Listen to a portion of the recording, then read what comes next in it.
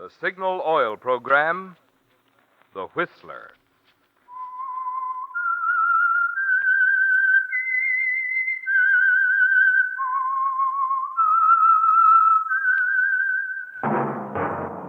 That whistle is your signal for the Signal Oil Program, The Whistler.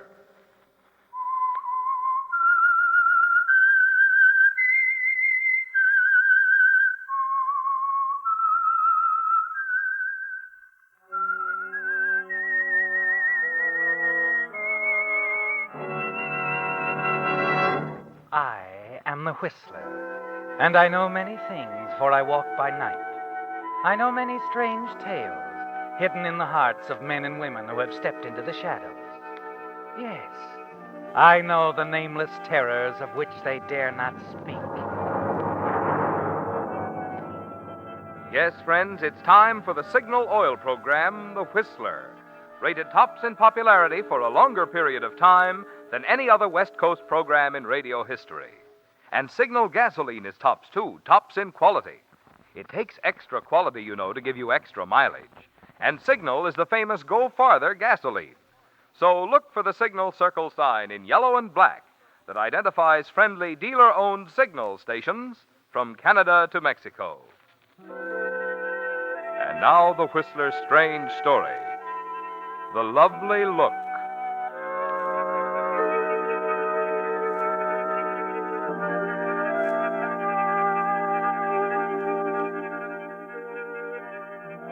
It began quietly, matter-of-factly. Charles Belden would have found it difficult to trace it back to the exact moment when he began to feel as he did toward the girl. Certainly it wasn't love at first sight. Somehow he could still tell himself that he was beyond that sort of thing. That as a respectable married man and the competent manager of the London importing firm, founded by his wife's father, he'd accomplished a certain reputation. But he did remember the first time they met, some of the words they spoke, the way she looked at him. It was a Sunday morning, cold, unpleasant, the familiar half-fog shrouding the house. He'd gone outside, he didn't know why, to sniff the damp sea air and speculate on the weather. Or perhaps because there was as much companionship in loneliness as in listening to Helen. After 9 years, Helen was so very predictable. Near the front gate, the fog parted momentarily, drew back like a soft gray curtain, and there she was.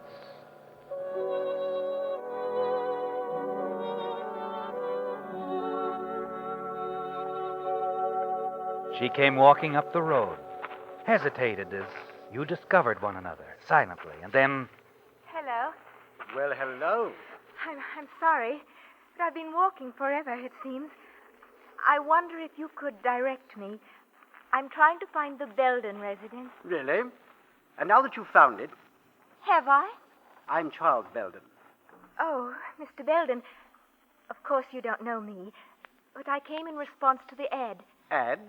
In the London Courier, perhaps Mrs. Belden placed it, regarding a housekeeper. Oh, yes. You didn't write her, talk to her on the telephone. No, I thought it best to meet her, talk to her in person. I understand you've a problem because of the distance. Quite a problem, yes. Matter of fact, we haven't been able to persuade anyone to stay very long. However, I think it's best that I talk to Mrs. Belden? Yes, that's it. More in her province, you know. Come along. I believe she's back from her morning stroll. Daily ritual with her, you know. Here, I'll take your case. Oh, you're very kind, Mr. Belden. Not at all.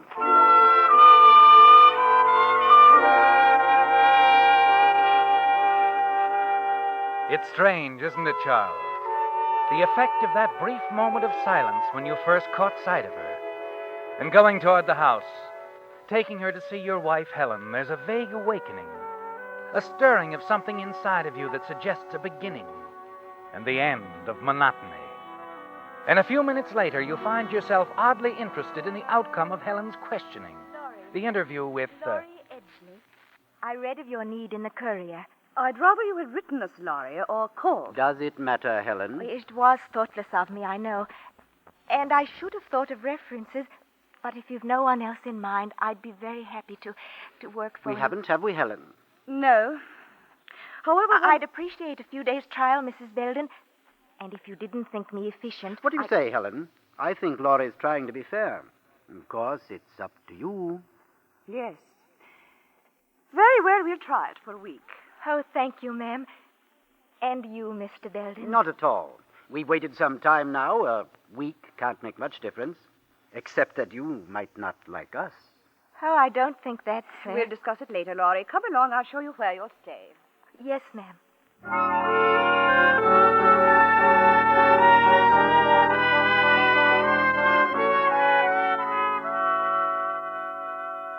The way she looks at you. That's it, isn't it, Charles? Laurie's gentle, lovely look. It lingers in your mind, fading in and out of focus as you think about it and consider its meaning. Somehow it's more than a grateful glance, Charles. You're certain of it. And it remains with you in the days that follow, in the long drive to London and the dull hours at the office. What have we decided on the shipment of Cloy's name, Mr. Belden? Being held at the Southampton warehouse, you know. Mr. Belden. Yes, Laurie? What's that, Mr. Belden? Oh, sorry, Jameson. What was it now? The Cloy's that shipment. Oh, yes. Why, I see no reason why we shouldn't accept it. Take care of it, will you, Jameson? I'm going home early today. Oh? Feeling badly, Mr. Belden? Not at all. I feel fine.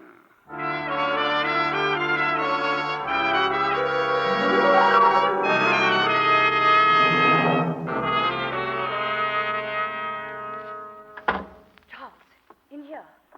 What is it, Helen? Close the door. Charles, that young woman, we've got to get rid of her. Laurie, isn't she satisfactory? Oh, as a housekeeper, she's excellent. Well, then I don't understand. It happened early this afternoon. Oh, Charles, it upset me. So Mrs. Wilton drove up from the village. Oh, that busybody. She came to discuss the elections at the club. You know I'm running for the presidency, and I'm counting on her support to put me All right. What happened?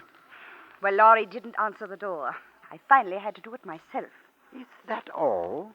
Helen, the girl simply hasn't caught on to the routine of things. It isn't that I'm trying to tell you. I spoke to her when Mrs. Wilton had gone. Charles, she asked if she did everything else to our satisfaction, would we mind if she didn't answer the door or take telephone calls? What? Exactly my reaction. Naturally, I demanded an explanation. Well, did she give one? It isn't satisfactory. Not to me, Charles. What did she tell you? A wild tale. Something about coming out here to get away from someone. Oh? A man. He's in love with her. She professes to be terrified of him. Says that he's threatened to kill her. And you don't believe her? Believe her? There's more to it than that. The girl's a fugitive, Charles. Something of the sort. I wonder. Wonder? Yes, she seems so gentle, Helen, so harmless and gentle, and we've had so much trouble getting anyone to stay. You mean you don't think we should do anything about it? Well, if you insist, I'll talk to her. But you're not at all alarmed about leaving me way out here alone with her. Charles, I'll never understand you. You're careless of me, thoughtless, disinterested in everything. Even my father's company. Helen, please don't speak that. No, you're going to talk to that girl. Charles, dismiss her. Tonight. She just doesn't seem... Oh, I'm sorry. It's all right, Laurie. Come in. I'm going to bed, Charles. Good night. Good night, Mrs. Belden. Laurie. Yes, Mr. Belden. Laurie, we've just been talking, and Yes. Mrs. Belden, told me how well you did your work today, and it's all right, Laurie. I'll get that. You don't have to answer the phones or the front door, ever. And you're going to be all right. Right here. Oh, thank you, Mr. Belden. Thank you very much.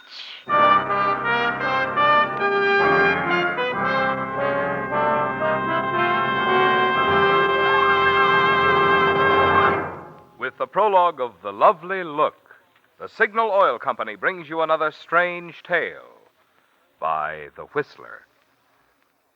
You know, out here in Hollywood, where The Whistler is produced, an actor or actress often becomes famous for some one feature, such as the legs, or the body, or the voice, that folks often overlook the fact that they're also very great at acting. Well, it occurred to me that it's much the same with Signal gasoline. Signal has become so famous as the Go Farther gasoline, many folks forget what makes that good mileage possible: the quality in Signal gasoline.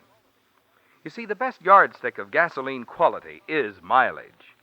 After all, the only way any gasoline can give you better mileage is by helping your motor run more efficiently. And when your motor runs more efficiently, naturally you enjoy quicker starting, faster pickup, smoother power, the kind of performance you expect from a quality gasoline. That's why we say, to be sure of the tops in gasoline quality, just remember two things. One, in gasoline it takes extra quality to go farther. And two, Signal is the famous Go Farther gasoline. And now back to the Whistler.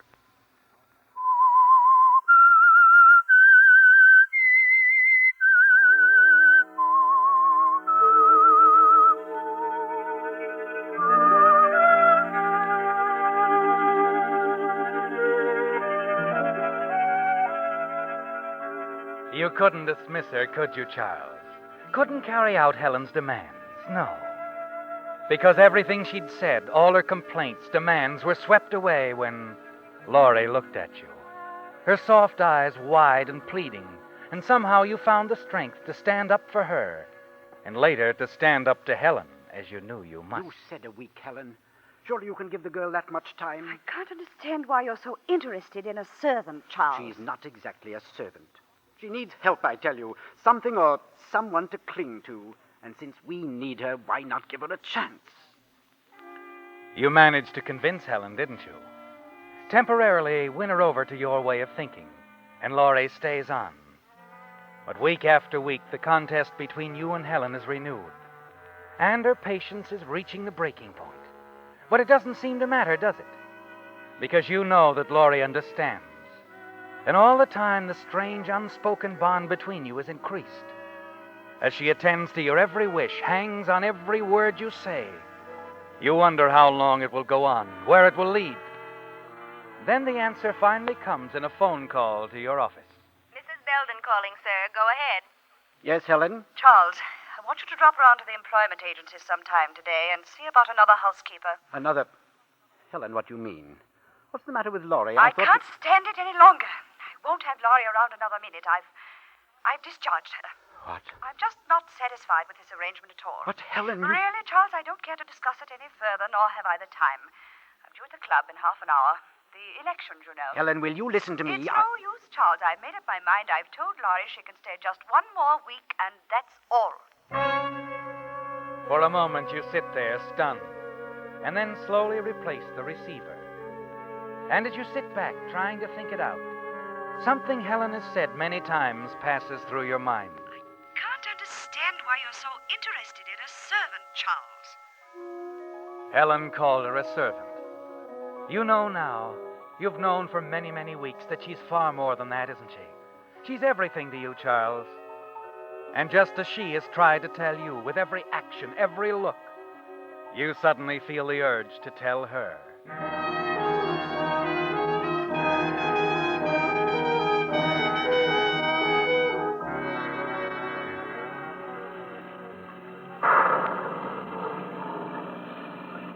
An hour later, you're racing across the English countryside, the rain driving against you as the car swerves perilously along the narrow cliff road. Finally, you swing into the driveway, hurry up the steps into the house. Laurie! Laurie! Then you hear it, the movement in the kitchen. You hurry down the hall and catch sight of Laurie. The thunder drowns your voice. She doesn't hear. You move across the kitchen and touch her arm, gently. Oh, Laurie, I'm sorry. I didn't mean to startle you. Mr. Belden. No, it's quite all right. It was silly of me to. But I always think it might be him. I know. Whatever are you doing home at this hour, Mr. Belden? I didn't expect... Well, I left some important papers in my desk. I had to come back from the office. Oh, in this storm, too. What a shame. Oh, here, let me do that. You'll cut yourself. May I fix some tea for you, Mr. Belden, before I go? Go. You're going out in this weather. Oh, it'll be clearing soon.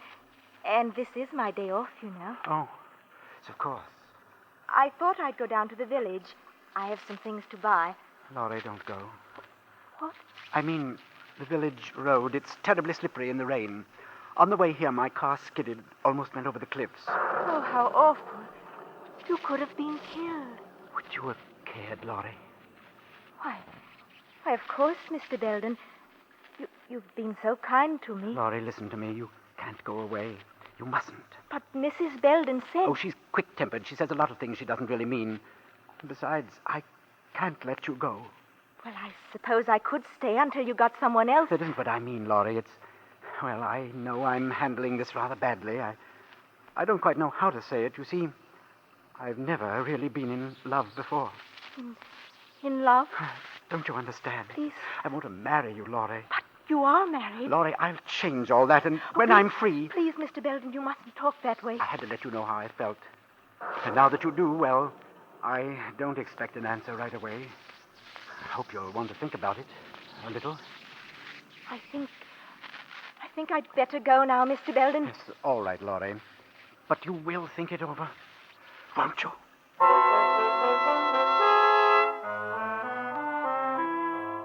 You watch Laurie as she hurries out. Somehow you feel confident that she'll want you to find a way to rid yourself of Helen.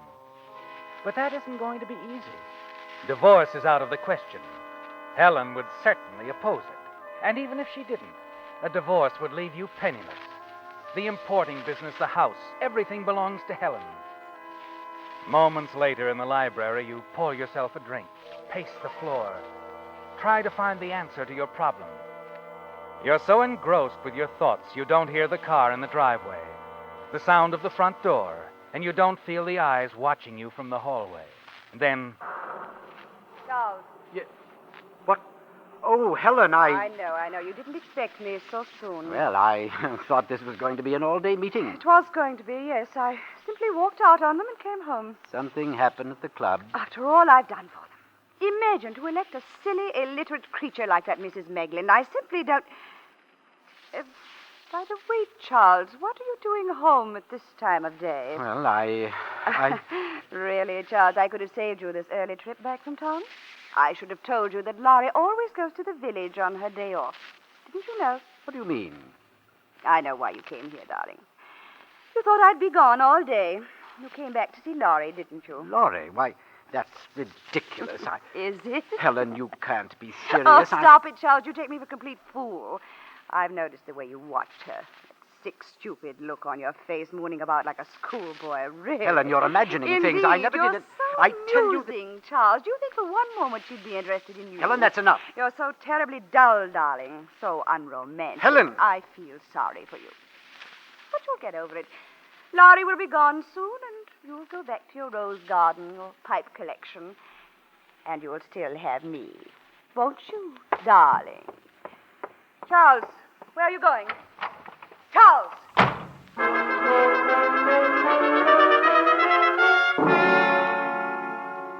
As you hurry out of the house to your car, the rage within you gradually subsides. For an instant back there in the library, you thought you could have killed her, and you wonder why you didn't. That would have solved everything. Yes, with Helen dead, you'd be free to marry Laurie. Suddenly, as you drive toward the village, the answer to your problem becomes quite clear, and you find yourself thinking of murder, Helen's murder, and you're still thinking minutes later as you stop in the village and enter the tobacco shop. Morning, Mr. Belden. Good morning, Matthew. Seems like it's clearing up a bit, eh? Quite a storm we had last night. Yes, it was. What's going on over at the constable's office? I noticed quite a few people. Oh, that bit of excitement we had. Constable and some of the lads brought a man down from the cliffs. No, the cliffs. Tourist chap, staying over at the inn. Decided he'd take a bit of a stroll early this morning. Lost his footing. Good thing for him he wasn't killed. I see. What'll it be, Mr. Belden? Same as usual, Matthew. Small tin. Righto. Lucky chap, that one.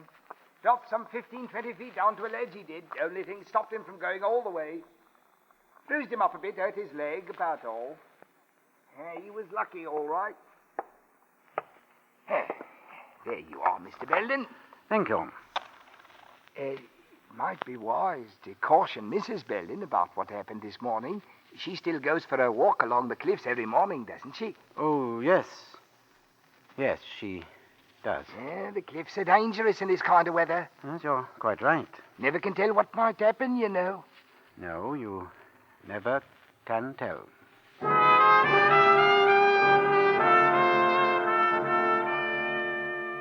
That's it, isn't it, Charles?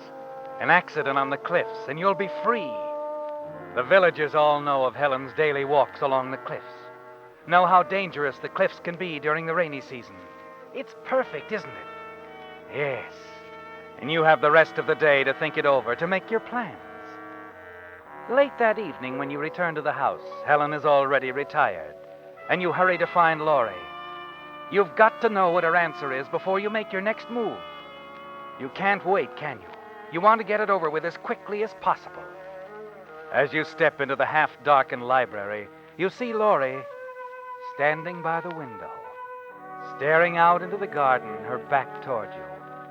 You approach within a few feet of her. Laurie, don't turn round. Don't say anything. Just listen to me. I've found a way to be free of Helen. But first I've got to know how you feel. I've got to know if you want me to go ahead with it. Now, listen, Laurie. This is very important. You'll not be implicated. You don't have to answer me. You don't have to say a thing, Laurie, unless you want to stop me. Shall I go ahead with it? All right, darling. I'll do it.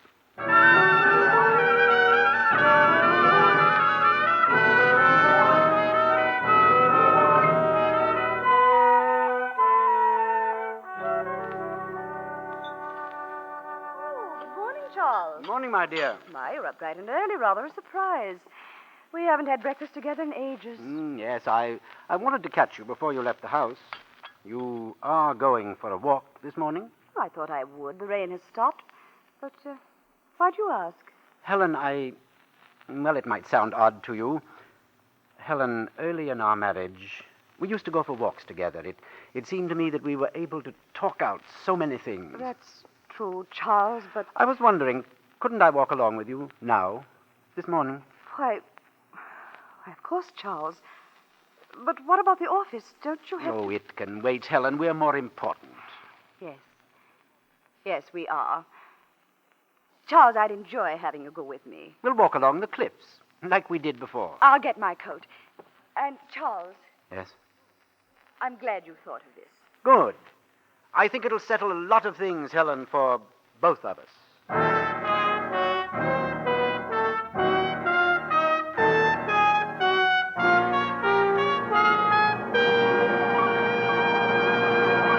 The Whistler will return in just a moment with the strange ending to tonight's story.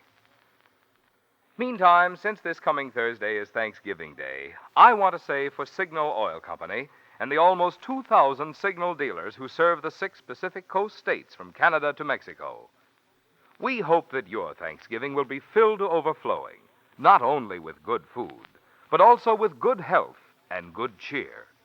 Certainly all of us can be thankful from the bottom of our hearts that we're living in America, the land of abundance and freedom for all. We of the Signal Oil Company like to feel that in our 17 years of serving the West, we have played a part in furthering the way of life that is America. Because Signal dealers are in business for themselves, they are carrying on the tradition of the independent businessman who has played such an important role in building America. And Signal Oil Company, by supplying its dealers with constantly finer products, is helping them keep ahead of that ever-present healthy competition, which is the key to America's continuing progress.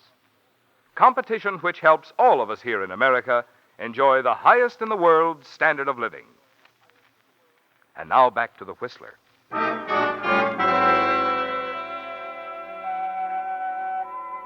It's all over now, isn't it, Charles? The walk you took along the cliffs with Helen was the last one you'll ever have to take with her. And as you turn away from the precipice, the fog moves in around you, and you hurry back along the path toward the house. You're anxious to see Laurie again, talk to her, gain the reassurance that sweeps over you every time she looks at you. There's magic in those moments, isn't there, Charles? An enchantment and beauty that cannot be denied. And after the weeks of waiting, you've settled it finally. and Laurie need never leave the house that will now be yours. Laurie! Laurie! Oh, there you are. Oh, is something wrong? No, Laurie. It's over. Exactly as I said. Over? It'll seem like an accident, Laurie. I'm sure of it. It's happened to someone from the hotel in the village. They'll think it was the same with Helen. Your wife? Don't you understand, Laurie? Helen's dead. If they come round, just tell them we missed her this morning. Thought she'd gone for a walk. You've killed her. Laurie. No, don't come near me. Don't touch me. Laurie! She turns, hurries away. You take a few steps after her, then stop. It's the shock, isn't it, Charles? You can feel it yourself now. The realization of what you've done. But you'll be all right, and so will Laurie. You wonder if you should go on to the office, give her time to think. And then suddenly you hear the sound of Helen's car from the drive and rush to the window. Laurie, driving toward the village. Good Lord.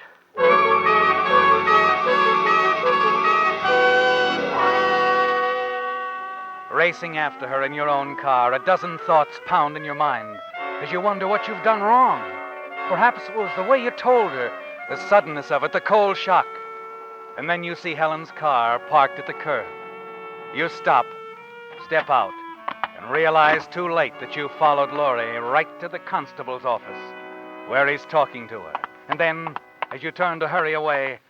Just a moment, Belden. I wouldn't try to get back in that car if I were you. What's the matter, Constable? I have a few questions to ask you. Laurie here tells me you've killed your wife. She told you. Yes, just now.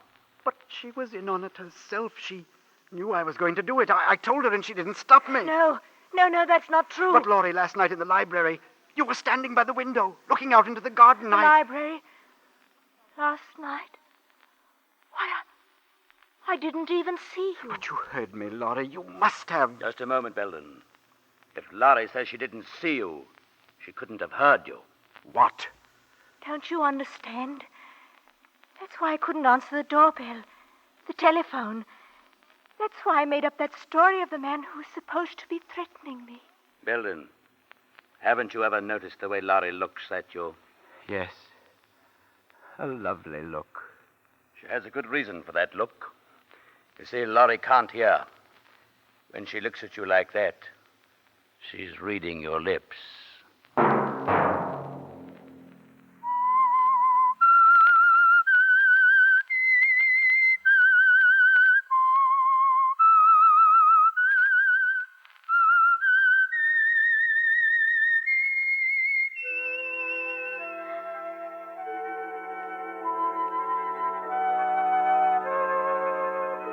Let that whistle be your signal for the Signal Oil program, The Whistler, each Sunday night at this same time. Brought to you by the Signal Oil Company, marketers of Signal gasoline and motor oil, and fine quality automotive accessories. Signal has asked me to remind you, to get the most driving pleasure, drive at sensible speeds, be courteous, and obey traffic regulations. It may save a life, possibly your own.